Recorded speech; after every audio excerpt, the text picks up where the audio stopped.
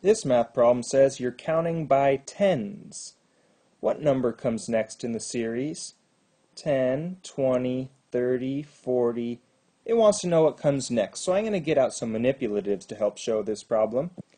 Now each one of these is a tens counter because we are counting by tens. I'm going to show you a cool little trick here. When I have one tens counter, I have 10. As you could see, the 1 is in the tens place because I only have one counter. Now as I move on and I keep counting, now this is my second counter, so I have 20. My third one will give me 30. Fourth one will be 40. And since it wants to know what number comes next, if we add 10 more and we count by 10 one more time, it will be my fifth 10, and I will get to the number 50. 50 is your correct answer.